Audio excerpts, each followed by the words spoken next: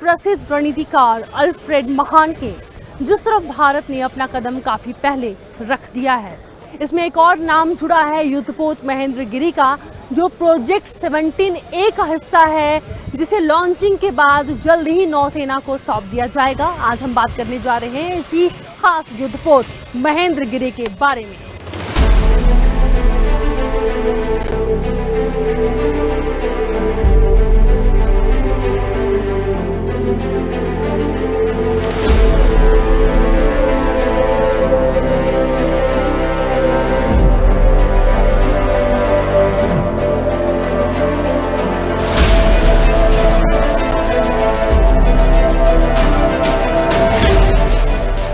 The launch of Mahendragiri is a significant milestone in our maritime history. It is the last of the 7 warships of the Nilgiri class stealth frigates built under Project 17 Alpha. The launch of warship Mahendragiri will mean, and this is some kind of a record, this indicates the pace of progress we are having in the country.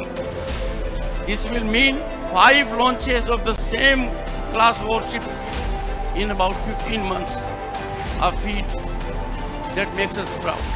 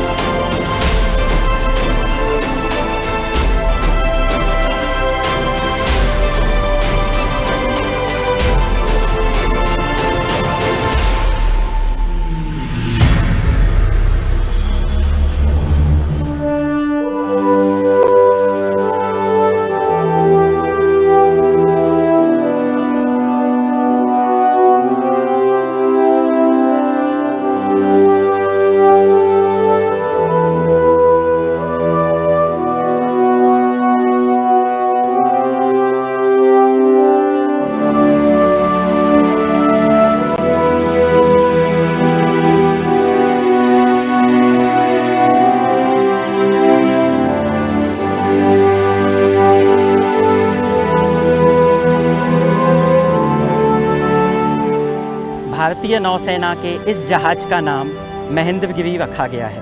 इस जहाज का नाम महेंद्रगिरी भारत के पूर्वी तट पर स्थित पर्वत श्रृंखलाओं के नाम पर रखा गया है।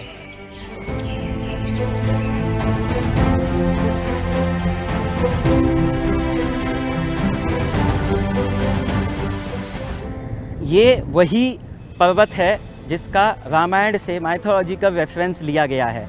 रामायण के अंदर ये बताया गया है कि जब भगवान राम ने भगवान शिव का धनुष तोड़ा था, तो इसी महेंद्र पर्वत के ऊपर भगवान परशुराम तपस्या कर रहे थे।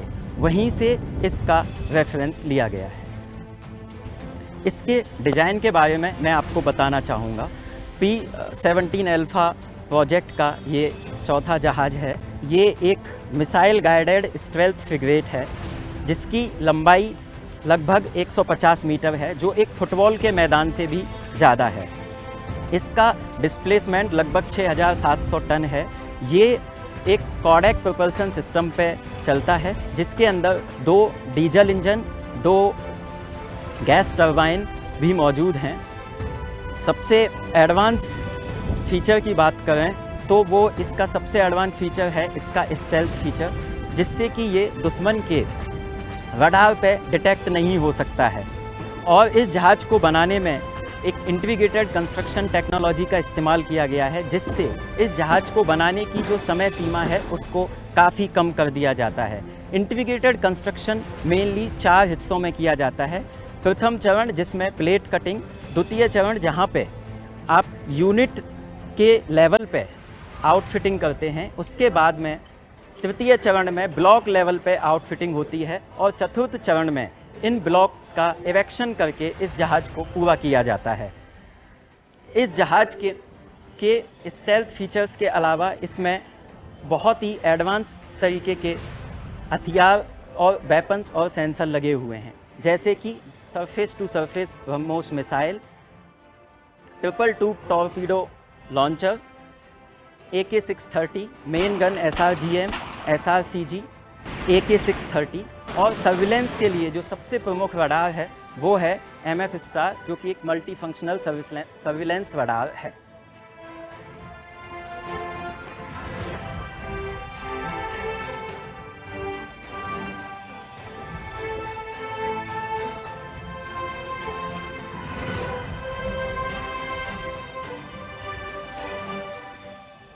Project 17 was the initial stealth frigate, which is the Shivalik class. ये उसका follow on है 7 ships. So this is a very potent frigate, जिसमें anti air, anti surface, underwater weapons सब कुछ है, और इसमें सब कुछ indigenous है, मतलब 75% indigenous content है, तो देश में बना है, and it can be supported completely in India. 4 ships are being built in Mazagon Dock, and 3 ships are being built in Garden Reach, Kolkata. Sir, Bharat में हमारे जो शिप बिल्डर्स हैं वो बहुत तेज़ी में काम कर रहे हैं। अगर मैं इसी चैलेंज की बात करूं तो काफ़ी कम समय लगा है इसे बनाने में, तो आप हमारे जो शिप बिल्डर्स हैं उनके बारे में, जैसे MDL है, GRSC है, इनके बारे में क्या कहना चाहेंगे? तो ये शिप बिल्डिंग एज सच एक स्ट्रेटेजिक सेक्टर है, और वॉरशिप बिल्डिंग जो है वो बहुत ही स्ट्रेटेजिक सेक्टर है, क्योंकि हर देश को अपना वॉरशिप का निर्माण करना काफ़ी ज़रूरी है, क्योंकि ये बायर्स नेवी से हम लोग अभी बिल्डर्स नेवी में ट्रांसिशन किया है। तो हमने ये जर्नी तो 1960 से स्टार्ट किया है। तो सबसे पहले we made a small patrol craft Ajay, और उसके आगे लैंडिंग शिप, टैंक और कॉर्वेट, फिर फ्रिगेट और डिस्ट्रॉयर, एयरक्राफ्ट कैरियर तक बन गया। तो और सबमरीन्स भी वैसे ही हम बना रहे हैं। तो इसमें अभी और major shipyards like Mazagon dock, Garden Bridge, Goa shipyard, Cochin shipyard, Hindustan shipyard, they are all quite capable, and because we have been building over a period of time, now they have the confidence and the capability to make contemporary warships for the Navy. Sir, प्रधानमंत्री का जो vision है make in India का, उस तरफ आप नौसेना को कैसे आगे बढ़ते हुए देख रहे हैं? अगर मैं 17 प्रोजेक्ट की बात करूं तो आपने भी बताया कि 75% जो है वो सब कुछ जो सामान है वो स्वदेशी है, लेकिन आगे भी नौसेना कैसे आत्मनिर्भर के नारे को पूरा करी है सर? आगे भी हमने हमारे नेशनल लीडरशिप को ये कमिटमेंट दिया है कि जैसे भारत देश एक डेवलप्ड कंट्री होगा by 2047, we are also given a commitment that the Bharatiya Nausena will be a fully Atmanirbhar Navy by 2047.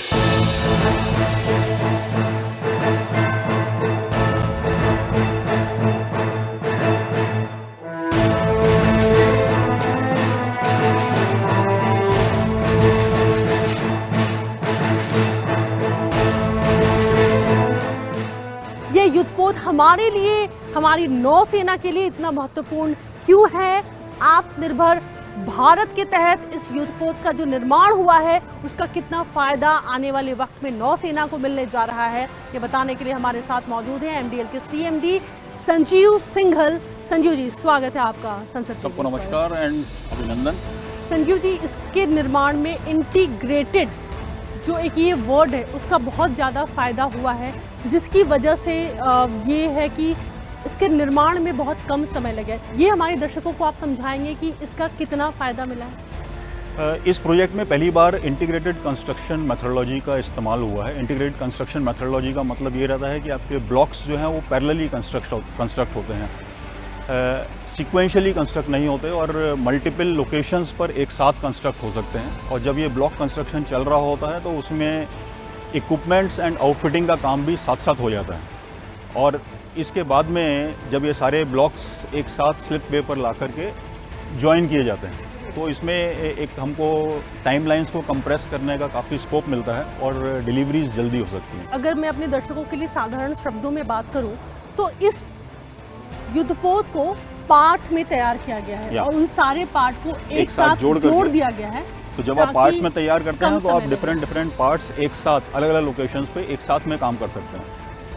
तो सीक्वेंशियल कंस्ट्रक्शन नहीं होता है, पैरेलल कंस्ट्रक्शन होता है। संजीव जी, जो फ्रिगेट्स होते हैं और वॉरशिप होता है, इसमें क्या अंतर होता है? हमारे दर्शकों को अगर आप समझाएं क्या फ़र्क होता है वॉरशिप और फ्रिगेट में, क्या फ़र्क है?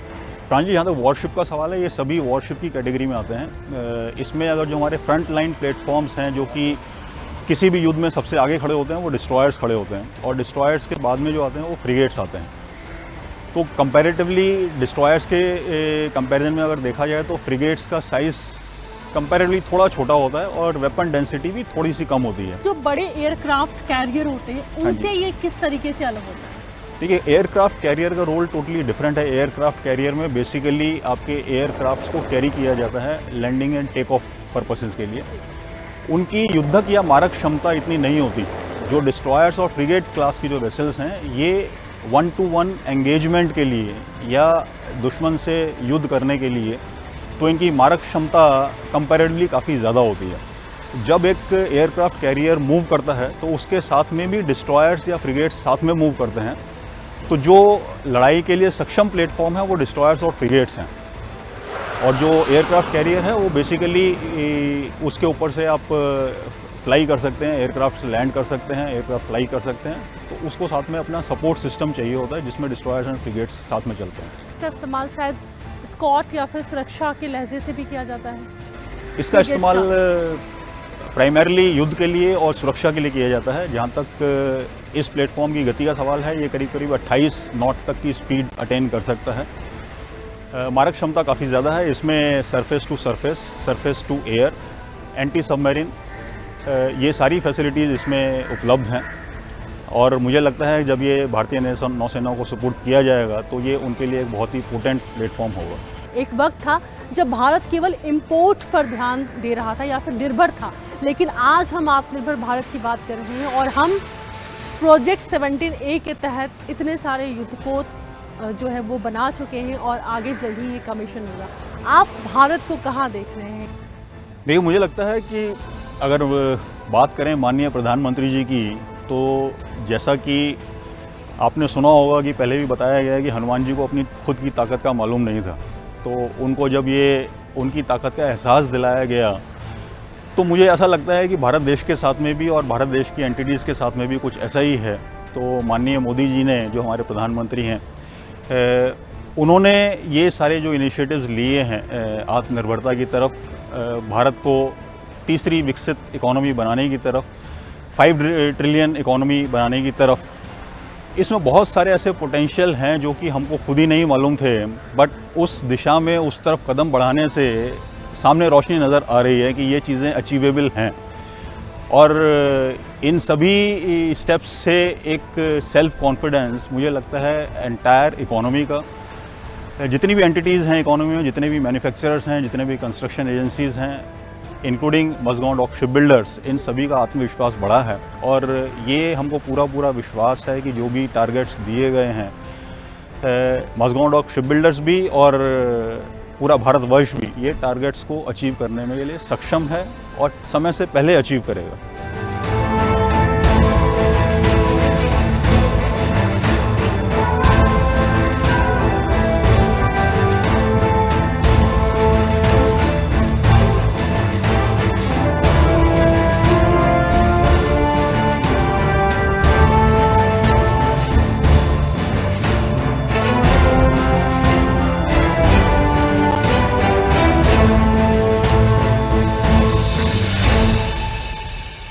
किसी भी युद्धपोत को डिज़ाइन करने के पीछे कई लोगों का हाथ होता है, तब जाकर के वो डिज़ाइन होता है। जैसे कि युद्धपोत महेंद्र गिरी, MDL के डिज़ाइन डिपार्टमेंट से इस वक्त अभिनव वर्मा हमारे साथ में डेक पर मौजूद हैं, जो हमें समझाएंगे कि ये पूरा प्रोसेस क्या होता है और इस डेक एरिया की खासियत क्या है। अभिनव जी, स्वागत है आपका संसद टीवी पर। क्या है पूरा प्रोसेस? कागज़ पर सबसे पहले वो डिज़ाइन होता है, उसके बाद आज हमारे सामने पूरा युद्धपोत है, उसके बाद इसे कमीशन कर दिया जाएगा। हमें अगर समझाते आप प्रोसेस पूरा। जी हाँ, भारतीय नौसेना जो हमारे क्लाइंट हैं, उनकी तरफ से हमें एक ड्राइंग मिलता है, एक प्रिलिमिनरी ड्राइंग्स रहता है जिसके बेसिस पे हम एक डिटेल्ड ड्राइंग बनाते हैं। अगर डिटेल्ड ड्राइंग्स की बात किया जाए तो ये पूरा जहाज़ जो है 150 मीटर की लंबाई में फैला हुआ है। 150 मीटर को अगर आप समझने की कोशिश करेंगे तो इसमें 513 कंपार्टमेंट हैं। एक आसान भाषा में 513 कंपार्टमेंट को समझा जाए तो एक बिल्डिंग है जिसमें 513 रूम्स हैं। हर एक रूम, हर एक कंपार्टमेंट की एक अपनी एक अहमियत है, एक महत्व है।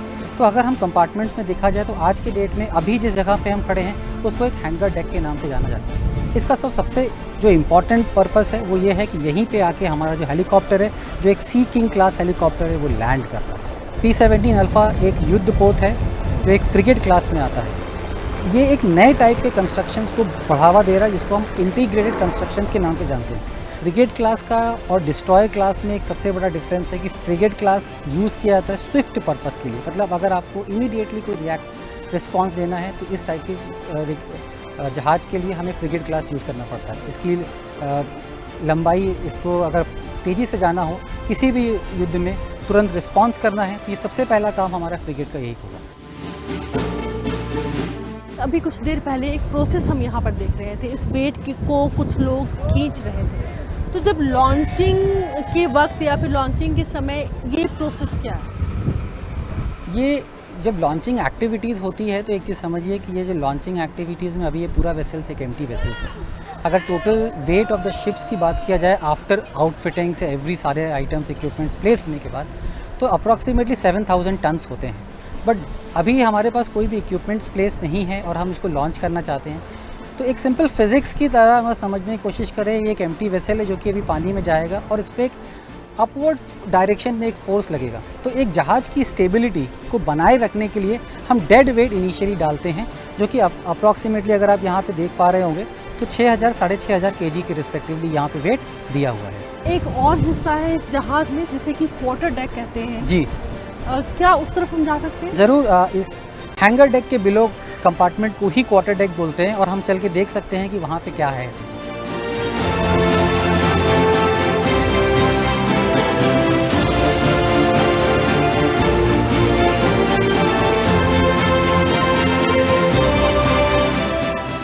ये क्वार्टर डेक कंपार्टमेंट है। इस कंपार्टमेंट को अलग अलग फ्रेम्स में डिवाइड किया गया है और ये सबसे आफ्ट पोर्शंस ऑफ द शिप के रिस्पेक्ट में डिफाइन किया गया, सबसे आखिरी। इस कंपार्टमेंट का सबसे इम्पॉर्टेंट जो एस्पेक्ट है वो ये है कि अगर यहाँ पे एक कट आउट एक स्क्रीन है, एक विंडो है जहाँ से एक टोइंग पर्पस के लिए हमें चीज़ों को यूज़ करना है। इस कंपार्टमेंट में काफ़ी सोफिस्टिकेटेड वेपन्स और इक्विपमेंट्स भी इंस्टॉल्ड होते हैं जो कि आपके नेविगेशंस के लिए और अदर सिस्टम्स के लिए यूज़ किए जाते हैं।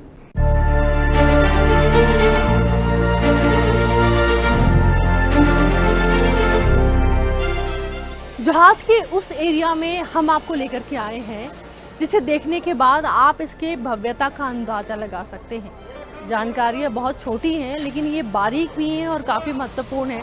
देखिए कैसे किसी भी युद्धपोत को या जहाज़ को निर्माण करने के दौरान लॉन्चिंग से पहले उसे किस तरीके से संभाल करके रखना होता है, किस तरीके से उसे बांध करके रखना होता है। जब ये पानी में उतरता है तो केवल चंद सेकंड का समय लगता है। अगर मैं बात करूँ इसके हल एरिया की तो ये इसका हल एरिया भी काफ़ी महत्वपूर्ण है और किसी भी जहाज़ को जब डिज़ाइन किया जाता है तो हल एरिया सबसे ख़ास तौर से इसके डायमीटर पर काम किया जाता है।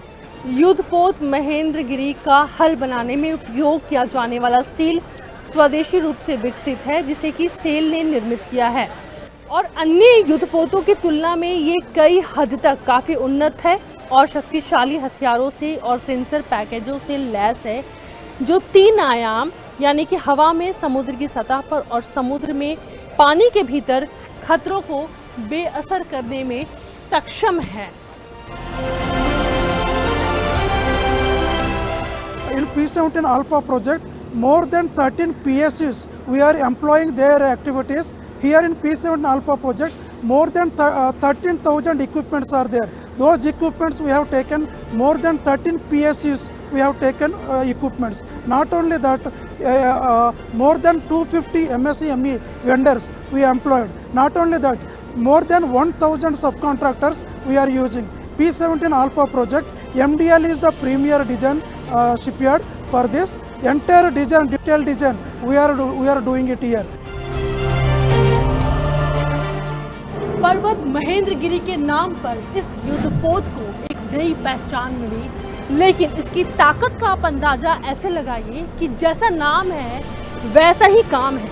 अगर दुश्मन सामने हो तो एक बार में 72 रॉकेट इस युद्धपोत से दागे जा सकते हैं और सबसे ताकतवर missile surface to surface BrahMos इस पर तैनात है। और इस युद्धपोत यानी कि INS महेंद्रगिरी का इंतजार नौसेना बेसब्री के साथ कर रही है। आज के लिए इतना